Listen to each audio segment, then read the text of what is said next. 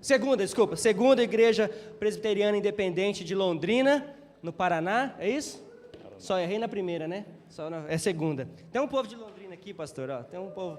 Tem bastante de Londrina. Quem é de Londrina aí? Olha lá, ó. Tem um monte aí, ó. Mas são gente boa. Vamos orar mais uma vez pelo pastor. Muito obrigado, pastor, por ter atendido o pedido. Pastor, foi muito bem recomendado, inclusive, viu, pelo pastor Kleber. Então, seja muito bem-vindo, viu? Mais que recomendado, né? Glória a Deus. Vamos orar. Senhor Deus, nós te agradecemos mais uma vez pelo privilégio, Senhor, de estarmos aqui, aprendendo de Ti, louvando o Teu nome, Senhor. Nós te agradecemos pela vida do pastor Silas, mais uma vez. Obrigado por ter trazido ele aqui, Senhor, em segurança. Obrigado pela disponibilidade do Teu servo, Senhor, em pregar, em ensinar a Tua palavra, Senhor. Que o Senhor fale mais uma vez através da vida do Teu servo e que toda a honra e toda a glória sejam dadas a Ti. Em nome de Jesus. Amém. Fique à vontade, o Senhor está em casa. Amém. Que alegria imensa, quero saudá-los em nome de Jesus Cristo. Eu gosto sempre de começar declarando uma palavra que diz assim: estou plenamente certo de que aquele que começou a boa obra em vós há de completá-la até o dia de Cristo. Somos um projeto de Deus, né? Então eu quero agradecer, pastor, a alegria de estar aqui, e é uma maravilha poder vir. Nós vimos aqui, estamos preocupados, né, pelo momento que estamos vivendo lá, se dava tempo de chegar aqui e vir, né? Mas a Lília está quase chegando, os bebês, mas nós vimos na bênção e voltamos, e sei que eu quero agradecer o Kleber, né, meu filho, por ter nos trazido, e o outro Kleber, que foi o nosso aluno, e a esposa, Patrícia também foi nossa aluna. Então nós estamos em casa. Agora descobri que tem um mundo de londrinense aí, então está ótimo, né? Queridos, eu quero trazer uma palavra e ser bem direto, bem breve, mas eu quero convidar você a abrir a Bíblia no livro de Mateus. Eu quero convidar você a abrir no capítulo 20.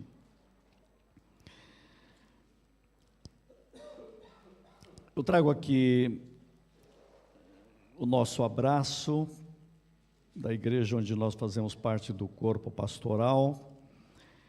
Eu quero dizer para vocês que eu já sou um pastor que lá no presbiterianismo chama de pastores jubilados, né? No metodismo também.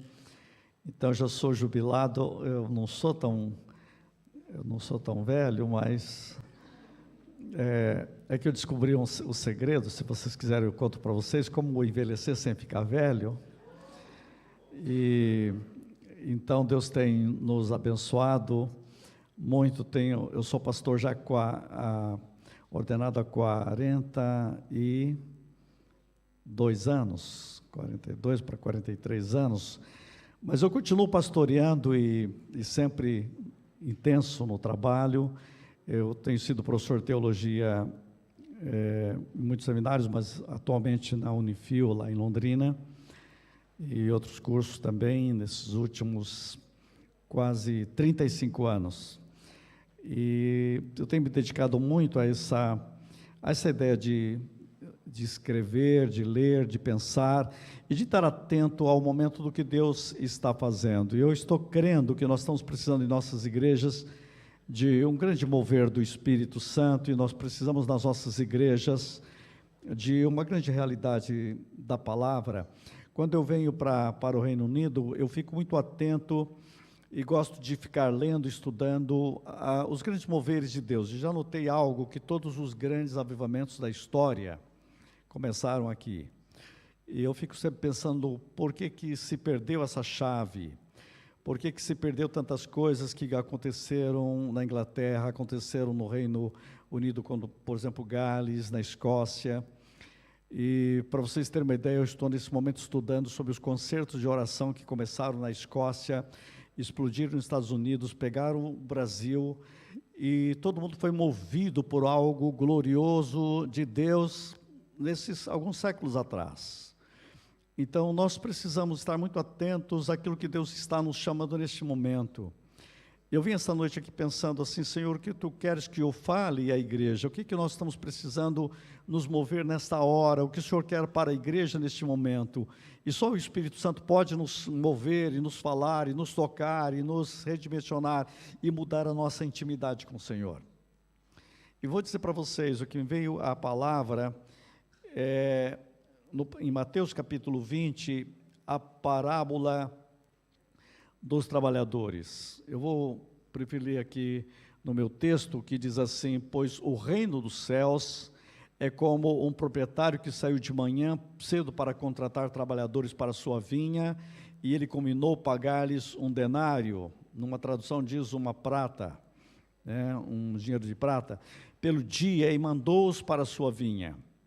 Por volta das 9 horas da manhã, ele saiu e viu outros que estavam desocupados. Olha a expressão, estavam desocupados na praça. Ele disse: vão também trabalhar na vinha, e eu lhes pagarei o que for justo. E eles foram.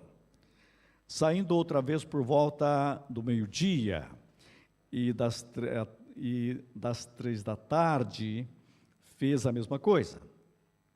Saindo por volta das 5 horas da tarde, encontrou ainda outros que estavam, olha a expressão, desocupados.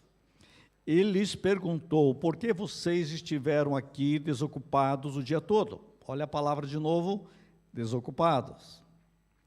Porque ninguém nos contratou, responderam eles. Ele lhes disse: vão vocês também trabalhar na vinha. Ao cair da tarde, o dono da vinha disse a seu administrador: chame os trabalhadores e pague-lhes o salário. E começando com os últimos contratados e terminando nos primeiros, vieram os trabalhadores contratados por volta das 5 horas da tarde, e cada um recebeu um denário. Quando vieram os que tinham sido contratados primeiro, esperavam receber mais, mas cada um deles também recebeu um denário. Quando o receberam, começaram a se queixar do proprietário da vinha, dizendo-lhes: estes homens, contratados por últimos, trabalharam apenas 1 hora, e o Senhor os igualou a nós, que suportamos o peso do trabalho e o calor do dia. Mas ele respondeu a um deles: amigo, não estou sendo injusto com você. Você não concordou em trabalhar por um denário? Receba o que é seu e vá. Eu quero dar o que foi contratado por último, mesmo que lhe dei. Não tenho o direito de fazer o que quero com meu dinheiro? Ou você está com inveja porque eu sou generoso? Assim, os últimos serão os primeiros, e os primeiros serão os últimos.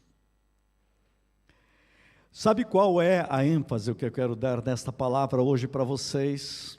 Vocês observam que todos que estão fora do projeto de Deus, a Bíblia os chama de desocupados. Ou nós estamos ocupados com o Senhor, com a palavra de Deus, com a vida de Deus, ou a Bíblia diz desocupados. Porque essa é a maior ocupação que nós temos, é estar envolvidos com o plano e com o projeto de Deus.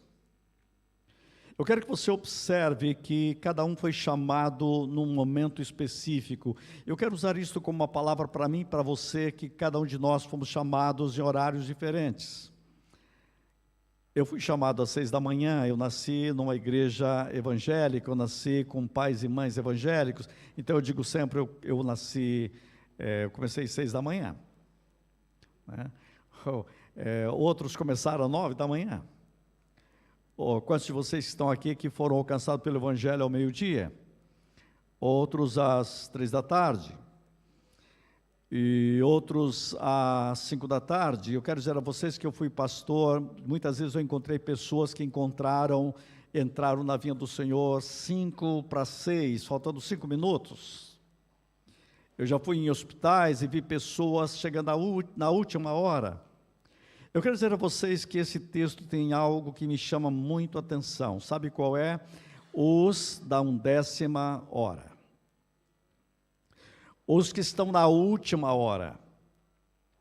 E esse é o tema que eu quero falar para vocês. Os trabalhadores, aos trabalhadores da 1ª hora. Mas eu tenho algo a dizer a vocês. Todos aqui, todos estavam na 1ª hora. Na 1ª hora é o turno de todos. Os que começaram às 6 estavam lá, os que começaram às 5 estavam, às 3 estavam lá, os que começaram às 9 da manhã estavam lá. Todos estavam lá. A 1ª hora é a hora da totalidade. E nós estamos vivendo numa hora muito essa agora no mundo. Hoje, esta semana, os cientistas acabaram de acertar o relógio do tempo apocalíptico. Você sabia que a última vez que fizeram isso para valer mesmo foi em 1953. 78 tentaram fazer uma mudança, mas parece que não deu certo. O fato é o seguinte, 2 para meia-noite. Isso aconteceu essa semana, por causa da crise mundial, por causa da crise das nações, por causa da crise econômica, por causa da crise política. Então, os cientistas mandaram para a igreja uma mensagem: estamos vivendo numa hora próximo do fim. Eu tenho um texto na minha Bíblia que diz que nós fomos chamados, estamos vivendo na 1ª hora. Eu não saberia dizer para vocês quantos minutos nós temos, mas o fato dizemos, temos que dizer, estamos numa hora urgente, uma hora de Deus para nós, uma hora de Deus para a igreja, uma hora de Deus para você, uma hora de mais envolvimento. Eu li um livro chamado A Breve História do Homem. O autor, um israelita, ele escreveu que a guerra maior que está se travando no ser humano é no seu coração, dentro da sua mente, dentro da sua vida. Este homem é um ateu, mas ele escreve 2 livros, um livro sobre a breve história da humanidade e o outro ele diz o Homo Deus. O nome do livro, Homo Deus. O ser humano tem se tornado um Deus. E por se tornar um Deus de si mesmo, ele se tornou perigoso. Você veja um ateu falando isso. E sabe que ele diz lá que a maior guerra que está se travando no mundo é que os seres humanos não estão vivendo bem. Sabe que ele disse? O suicídio mata mais do que o terrorismo. E nesse livro ele diz, o suicídio é o maior problema do mundo hoje. Só que ele não diz por que eles se suicidam. É uma crise mundial. Pouca gente sabe que morre mais jovens de suicídio no mundo do que acidentes de tráfico no mundo e de terrorismo. Pense nisso. Algo em crise no mundo estão os cientistas falando, os historiadores falando, os sociólogos falando. Eu quero dizer a vocês que a igreja precisa ter uma posição bem clara para andar em Deus nesta hora. A igreja precisa compreender muito bem a sua missão no mundo nesta hora. A igreja precisa estar atenta a isto. O tema de vocês está envolvido para ver aquilo que Deus fez na igreja primitiva. É isto sim, nós temos que saber. Aquela igreja estava atenta ao mover de Deus naquele momento, e nós temos que estar atento ao mover de Deus agora.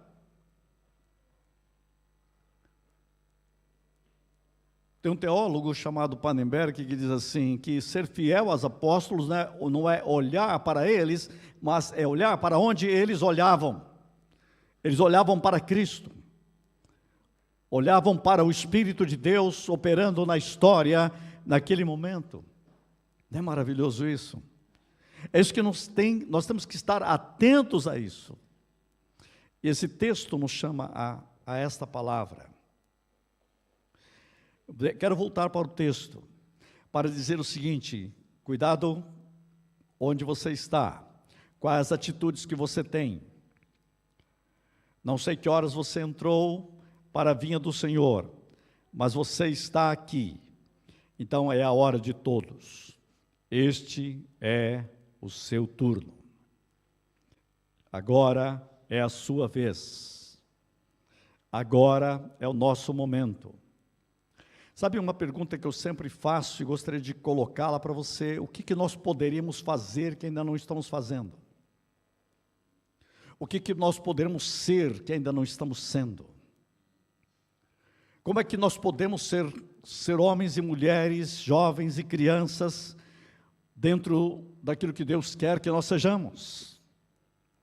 O que a igreja pode fazer neste lugar que ainda não fez, que pode ser que ainda não é? Já imaginou perguntar isto?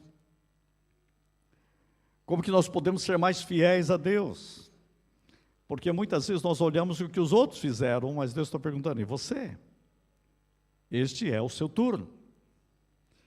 Esta é a sua vez.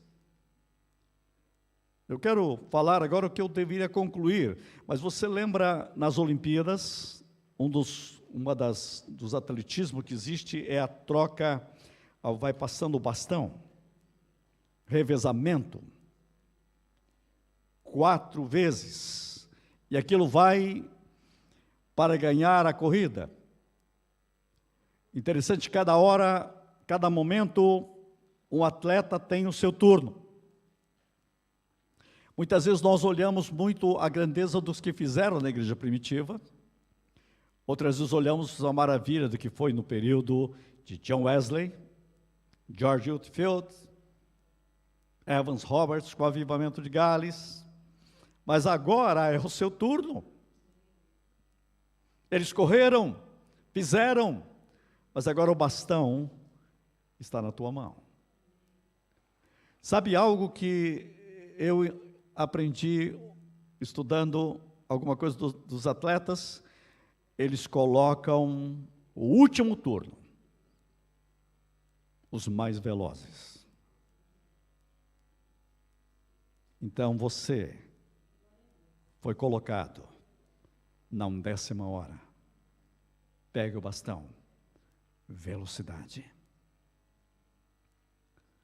Entende o que eu estou dizendo? Isso mostra para nós que nós temos que nos despertar com rapidez. Deus escolheu, na sua obra gloriosa, de colocar você neste tempo, nesta hora, neste momento, para ser fiel, para ter atitudes corretas. Eu vou dizer a você, sabe o que nós precisamos ter, em primeiro lugar? Gratidão pelo chamado, porque você está na vinha do Senhor, porque Deus chamou você. Você foi chamado por Ele. Deus olhou e chamou, venha para a minha vinha. Você imagina aqueles homens trabalhando, mas antes disso houve algo. Eles estavam na praça, a praça que representa uma vida fora da vinha. A praça que significa homens e mulheres que estão perambulando por aí, mas não estão no projeto de Deus, não vieram para a vinha do Senhor. Jesus disse, o reino de Deus é semelhante, o reino de Deus é semelhante, o reino de Deus é semelhante. O Senhor está chamando, venha você, e um dia Deus chamou você. Isso é maravilhoso. Essa é a maior verdade que existe na sua vida, a maior verdade por toda a eternidade. Não há nada mais glorioso do que ser chamado por Jesus Cristo. Quando os discípulos expulsavam demônios, curavam enfermos, viam maravilhas acontecendo, eles voltaram dançando. Jesus olhou para eles e disse, regozijai-vos muito mais, porque o nome de vocês está escrito no livro da vida do Cordeiro. Essa é a maior maravilha. Vocês não imaginam o que significa isto. Você foi chamado. Nós temos que ter gratidão pelo chamado. Você nota nesse texto que aqueles que começaram às 6 da manhã começaram a murmurar, quando eles deviam estar gratos pelo chamado. Os da 10ª hora estavam gratos porque foram chamados. não foram esquecidos. Falta 1 hora. Alguém me chamou. Você já imaginou que seria aqueles homens trabalhando o dia inteiro, os outros ali na praça sem fazer nada? Chegaram às 6 da manhã. Há uma expectativa. Saíram de casa, deixaram os filhos. Quantos deles andaram quilômetros? Estavam na praça. Você imaginou o que significa ficar um dia inteiro em angústia? Ninguém nos contratou. Que hora é? 12:00. 1 da tarde. 3, não fui chamado. 4, alguns que sabem dizem, vou para casa. O que é voltar para casa? Sem dinheiro, sem trabalho, sem pão. Olhar para a esposa e dizer, nada hoje. Olhar para as crianças e nada hoje. Você já imaginou aqueles homens? Falta 1 hora. 5 da tarde, chamado. E tem uma coisa, na hora de pagar, recebe integral. Sabe o que significa isso para mim? Deus está dizendo para mim e para você uma mensagem. Você foi chamado.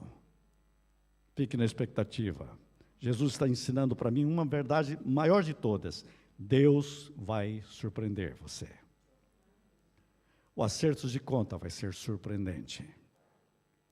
Eu vou dizer o seguinte, se o acerto de contas vai ser surpreendente, a nossa vida, a nossa resposta, o nosso compromisso, a nossa missão tem que ser também surpreendente. Jesus está dando a dica para mim e para você, para dizer para você, cuidado, porque o resultado vai ser tão tremendo que você vai dizer e dar um grito, porque eu não fiz mais. Porque eu não orei mais. Por que eu não jejuei mais? Por que eu não evangelizei mais? Por que eu não me entreguei mais minha vida a Ele? Eu não mereço tudo isso. E ninguém merece. Sabe por quê? Porque é gratidão de ser chamado pela graça de Deus. Então a minha palavra primeira é esta. Agradeça, gratidão pelo chamado. Isso significa que você foi alcançado pela graça de Deus. E a graça de Deus exige de você uma resposta. E o problema nosso é que quando o tempo passa, e o perigo meu e você, é que quem começa às 6 da manhã é perigoso lá pelas 5 está reclamando, se queixando. Estou cansado. É como se tivesse uma aposentadoria cristã. Eu quero dizer que eu estou jubilado porque eu estou jubiloso, mas eu não quero parar. Eu quero viver servindo a Deus. Irmãos, ser fiel a Deus é descobrir que Deus me chamou. Deus chamou você pela sua graça. Gratidão pelo chamado. Não importa a hora, Ele me chamou. Não importa a hora, eu estou dentro. Não importa a hora, então agora é a minha vez. Você acha ou não que aqueles das 5 horas estavam com gratidão total porque conseguiram algo? Está inferido no texto, gratidão pelo privilégio da graça de Deus. Isso é gratidão. A gratidão explodiu na hora do pagamento. Se eles soubessem, eu tenho pensado o seguinte, que eles falariam assim, puxa, eu devia ter feito mais. Porque eu tenho a impressão que aqueles da 11ª hora, quando começaram, vieram com tudo. Só falta 1 hora. O que tem para fazer? O que está faltando fazer? Essa é a mensagem que eu quero que você pergunte, Senhor, o que está faltando fazer? O que é que o Senhor quer que nós façamos? A tua vinha está aí, até o cientista já está avisando que está chegando a hora. Eu quero estar comprometido contigo de uma forma mais radical e gloriosa para a tua glória, porque o preço que o Senhor pagou foi muito alto. Tua graça me salvou. Essa é a maior verdade do universo. Mas eu quero dizer que tem uma segunda atitude que eu preciso ter. Alegria, pelo privilégio de servir. Você foi chamado, alegria. Chamado, alegria. Chegou às 5 da tarde, nada, hein? Vamos ter que ir embora. Não, vamos tentar mais um pouquinho. Eu fico pensando se alguém saiu 5 minutos antes, perdeu o dia, perdeu a bênção, perdeu tudo. Desistiu antes de chegar. Alegria. E alegria pelo privilégio de servir, para mim está no seguinte: na hora do pagamento, vamos começar pelos da 1/10 hora. Como vão pagar para eles? 1 denário. Aí o pessoal das 6 ficou alegre, falou: puxa vida, alguma coisa vai acontecer, porque eu estou desde as 6 aqui. E de repente, quando chega o último, 1 denário. Eu tratei isso, não foi? Não, mas é injusto. Hoje daria um problema de sindicatos daí, na hora. Né? O pessoal já ia chamar a CUT, né? Na hora. Mas o fato é que Jesus está nos ensinando algo.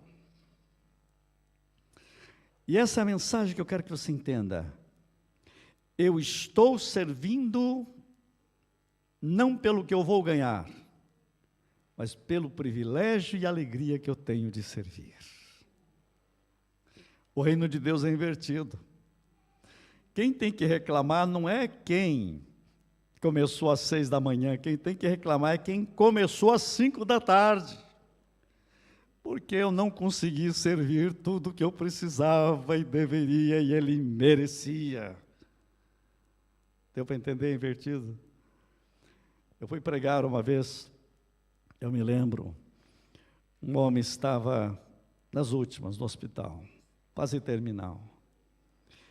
Eu estava orando e pedi que o Senhor me desse uma palavra de evangelização, que Deus me desse a palavra certa, que Deus me desse coragem, ousadia. Eu era um jovem pastor. E quando eu cheguei, eu lembro que eu fui muito incisivo e rápido. E aquele homem entregou a vida a Cristo, e a paz invadiu a vida dele assim, de uma forma tão repentina, que ele disse: puxa, mas que paz, que coisa incrível isso. Porque ele queria que a gente explicasse, disse: não, vamos fazer o seguinte, primeiro o senhor se entrega, depois a gente explica. E ele se entregou primeiro e disse: agora o senhor quer que eu explique? Ele disse: não precisa explicar, agora eu entendi tudo. Eu encontrei ele. Aí passou uns minutos assim, ele disse: eu estou triste agora. Eu disse: agora eu estou indo embora. Por que eu não me converti quando era jovem? Por que eu queria servir a Deus? Eu queria fazer isso, aquilo. E começou. Você vê, ele estava triste porque não tinha servido. Mas o pagamento era o mesmo. Eu disse: vou dizer uma coisa para o senhor vai continuar pregando. Porque enquanto eu viver, eu vou continuar contando o seu testemunho. E outras vidas vão a Cristo. E eu já vi muita gente convertendo depois. Eu sei que as pessoas, quando chegarem no céu, vão dizer: olha, o teu testemunho me levou a Cristo. Como? Eu só tive 5 minutos. Foi suficiente. Deu para entender? Alegria pelo privilégio de servir. É isso que tem que começar lá nos das 6 da manhã. Quanto mais tempo eu tenho para servir a Deus, mais alegria, que privilégio eu tenho. Alegrai-vos sempre no Senhor. Outra vez digo, alegrai-vos. Porque a alegria do Senhor é a nossa força. Então nós temos que servir o Senhor com alegria. A Bíblia diz: apresentai-vos Ele com cânticos. Sabei que o Senhor é Deus. A Bíblia diz que nós temos que ir para voltar cheios de alegria. E é isso, queridos, que a palavra de Deus nos fala. Nós temos que ter esta realidade de servir com graça dos filhos de Deus. Esta alegria, nós precisamos renovar a nossa alegria. Nós precisamos ser uma igreja alegre, porque o Senhor ressuscitou, porque o Senhor está vindo, porque o Senhor é vitória, porque o Senhor está vindo ao nosso encontro, porque a sua graça nos alcançou e temos o privilégio de servir. Não por causa do pagamento, não por causa do elogio, mas por causa de Cristo. É por causa de Cristo que nós temos que servir mais. É por causa de Cristo que nós temos que evangelizar mais. É por causa de Cristo que nós temos que ser uma igreja mais atuante. É por causa de Cristo, por causa do privilégio de servir. Alegria. Parece que eu consigo ver aqueles homens às 5 da tarde sendo chamados, e um olhando para o outro, sorrindo. Mas eu fico imaginando, sabe o quê? Na hora que eles receberam o pagamento, a fila foi invertida e eles foram os primeiros. Quando um recebeu, outro recebeu. Você já imaginou um olhando para o outro? Você já imaginou a alegria? Você já imaginou quando ele contou isso para a esposa em casa, levando o mantimento daquele dia? Olhou para as crianças. Você imaginou como ele abraçou as crianças naquele dia? Como ele abraçou a sua esposa e deu um grito e disse: você não sabe o que foi que aconteceu hoje? Que coisa.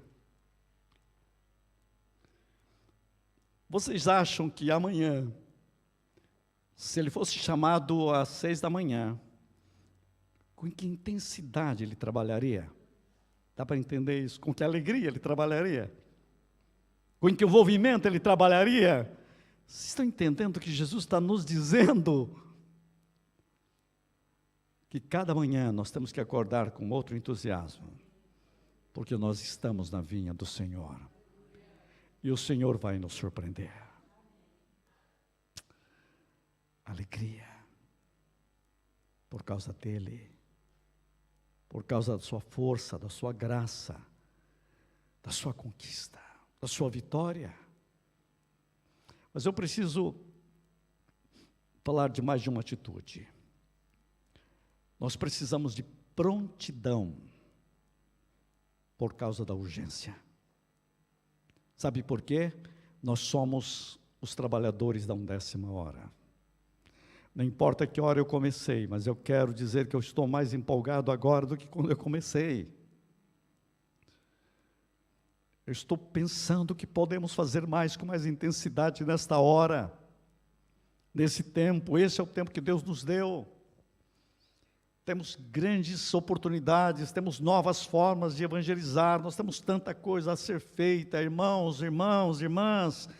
Vamos colocar diante de Deus uma palavra chamada prontidão pela urgência.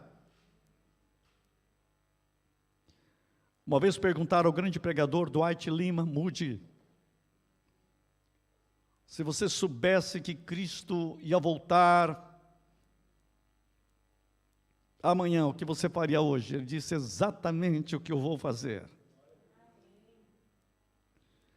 Ele tinha esse senso de urgência. Uma vez ele pregou o seguinte: nós temos que planejar como igreja para 100 anos, mas estar prontos para hoje, como Cristo fosse voltar hoje. Eu estou falando de prontidão, de urgência. Acabei de dizer que os próprios cientistas adiantaram o relógio do mundo para 2 para meia-noite, esta semana. Pode entrar aí que você vai ver os jornais do mundo inteiro falaram sobre isso. Urgência. Este é um tempo de urgência. Há uma crise mundial, eu disse, urgência. Vivemos em tempos apocalípticos, urgência. Vivemos em crise ecológica, urgência. Você vai agora, liga o jornal, crise ecológica. Está aqui, ó, em Paris, né? Está inundada. Gente, quantas coisas estão acontecendo no nosso mundo, no nosso planeta? Crise econômica. 1 bilhão de pessoas dormem com fome todos os dias. crise do sentido da vida. Jovens, adolescentes, crise de todos os ângulos. Crise moral, crise na igreja, crise espiritual. Qual é a nossa prontidão? Muita gente se queixando, tanta maledicência.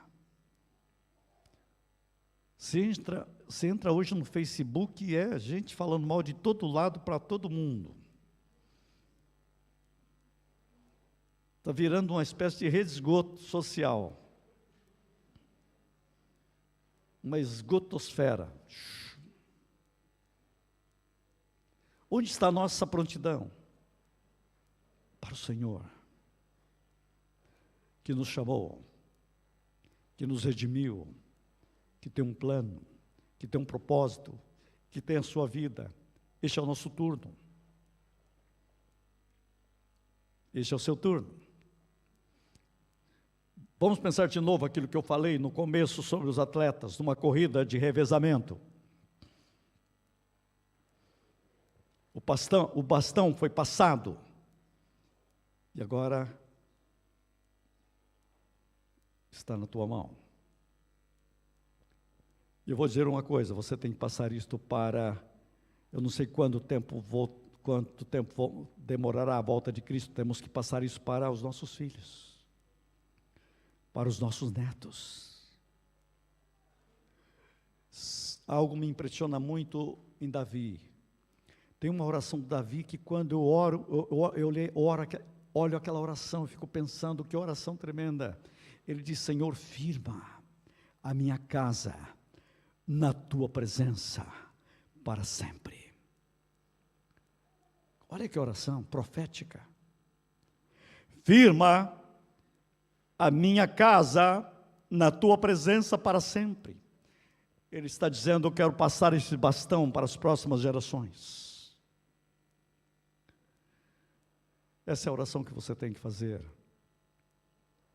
A eternidade precisa ecoar a vida que você viveu na terra. E a sua prontidão de servir a Deus vai ecoar na vida dos seus filhos, na vida dos seus netos, na vida dos seus bisnetos. Deixe-me dizer algo, pessoal. Meu pai faleceu, eu tinha 13 anos. Vocês sabem, a maior imagem que eu tenho do meu pai hoje é ele de joelho orando.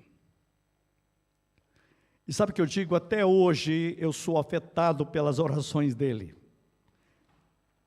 Sabe que eu aprendi algo na minha vida? Oração não tem prazo de validade. As orações são algo diante de Deus para sempre. A oração pode afetar a próxima geração.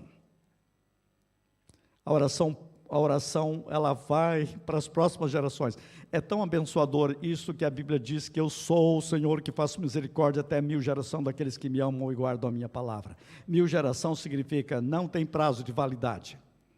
Eu acho isso incrível, sabe por quê? Porque muita gente fica tão preocupado com o diabo e a Bíblia diz que a maldição é até a 3ª e 4ª geração. O diabo tem que sempre estar ficando, toda a obra do diabo está com prazo de validade na bula. Mas o que Deus faz é até 1000 gerações. A bênção de Deus na sua vida abençoará 1000 gerações. A gente fica enroscado na primeira, na segunda e na terceira. Deu para entender que está na hora de a gente acordar? Nós estamos numa hora urgente, prontidão. A minha vida, a sua vida precisam repercutir na vida dos nossos filhos e repercutir na eternidade. Deixe eu dizer isso para vocês. Na eternidade significa: Senhor, eu quero que a minha vida marque a vida dos meus filhos e as próximas gerações para a tua glória. Você já imaginou você estar no céu e passa daqui 500 anos, ainda o mundo está existindo, começa a chegar gente: olha, eu sou o teu tataraneto. Sabe por que eu estou aqui? Por causa do seu testemunho. Mas já pensou você chegar no céu e dizer assim: eu estou no céu, na minha família não chega mais ninguém, todo mundo abandonou a fé. Sabe por quê? Porque a sua vida foi uma droga na terra. Deu para entender o que estou dizendo? Qual é o impacto da sua vida nas próximas gerações? Isso é para acordar, gente. Sabe a frase que mais me impressionou naquele filme, A Lista de Schindler? Aquele homem que pegou toda a sua fortuna e comprou judeus, um homem alemão. Eu estive em Israel no túmulo dele. Israel, as pessoas, para honrar uma pessoa, colocam pedra, né? Isso faz parte da tradição do Oriente. Eu conversei com o homem que cuida do cemitério. Ele disse, ali eu tenho que tirar pedra toda semana. É o túmulo mais visitado que existe. Tem que ficar toda hora tirando as pedras, porque senão vai virar um caminhão de pedra aqui em cima. Porque esse homem continua sendo honrado. 50 anos depois, Israel pediu que o corpo dele fosse tirado da Alemanha e colocado em Israel. Gente, é impressionante. E aquele homem, quando você assiste o filme, ele pega o anel, pega o broche, e começa a chorar, desesperado. E o carro, ele diz, eu podia ter comprado mais 5. Por que eu não fiz mais? E chora, e você chora junto.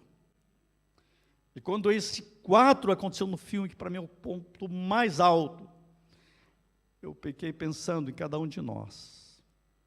Quando estivermos diante do Senhor e vermos a glória, e vermos o que foi o pagamento que temos nele por causa da sua graça, e o chamado, e porque o nosso nome está no livro da vida. A Bíblia diz que Ele enxugará dos nossos olhos todas as lágrimas. Muitas vezes eu pensava, por que vai ter lágrimas no céu? Eu disse, tem uma que vai ter. Nós vamos chorar, porque nós vamos dizer, Senhor, por que eu não fiz mais? Qual lá a lista de Schindler? Por que eu não orei mais? Por que eu não me entreguei mais? Por que eu não me comprometi mais? Estou avisando vocês agora, hein? Você chegar lá, não vai dizer não fui avisado. Eu quero nesta noite desafiar a igreja para um ano novo. Um ano de compromisso. Porque agora é o seu turno. O bastão foi colocado em suas mãos.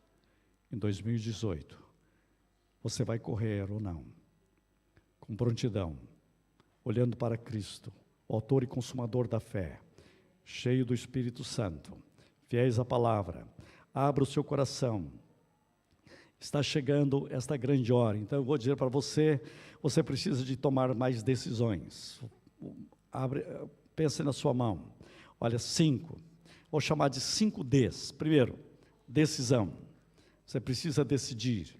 Alguém me disse um dia, eu não consigo decidir, então eu digo, decida então decidir, porque não decidir já é uma decisão, então decida o oposto, decida decidir.